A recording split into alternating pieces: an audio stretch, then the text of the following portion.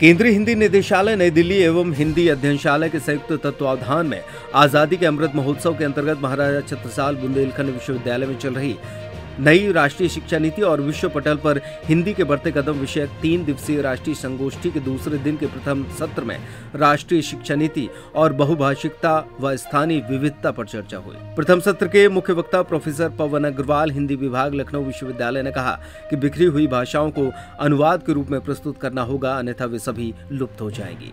उन्होंने शिक्षा के तीनों आयाम औपचारिक, निरौपचारिक और अनौपचारिक की चर्चा की। विषय विशेषज्ञ के रूप में इग्नू नई दिल्ली की सहआचार्य डॉक्टर रीता सिन्हा ने कहा कि शिक्षा नीति के सिद्धांतों को व्यवहार में उतारने से ही हम आगे बढ़ सकते हैं। प्रोफेसर गायत्री वाजपेयी ने सभी भाषाओं को महत्वपूर्ण बताया।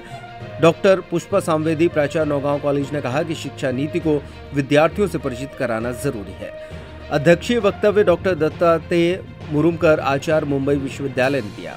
इस सत्र का संचालन संस्कृत विभागाध्यक्ष डॉक्टर शीला नायक ने किया। दूसरा सत्र संस्कृति का संरक्षण संवर्धन बनाम भाषाओं का संरक्षण संवर्धन पर आधारित था। इस सत्र की मुख्य वक्ता प्रसिद्ध कथाकार सुश्री शरद सिंह ने कहा कि संस्कृति का संरक्षण परंपरा द्वारा होता है। केंद्र व राज्य सभी को भाषा का संरक्षण और संवर्धन करना होगा।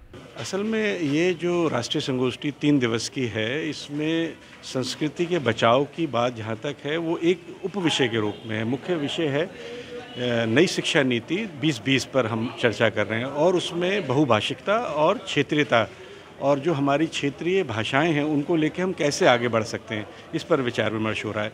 जहाँ तक बात आजकल के युवाओं की है, विद्यार्थियों की है कि वो संस्कृति से पिछड़ रहे हैं या इससे अलग हो रहे हैं, ऐसा नहीं है।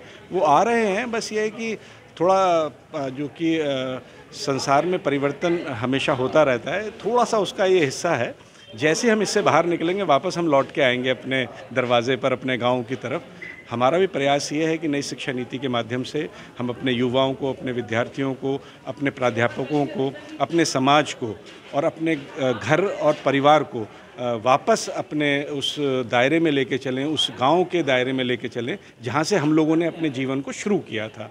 यह आयोजन केंद्रीय हिंदी निदेशालय नई दिल्ली के सहयोग से किया गया विश्वविद्यालय में। इसका विषय था नई राष्ट्रीय शिक्षा नीति और विश्व पटल पर हिंदी के बढ़ते आयाम।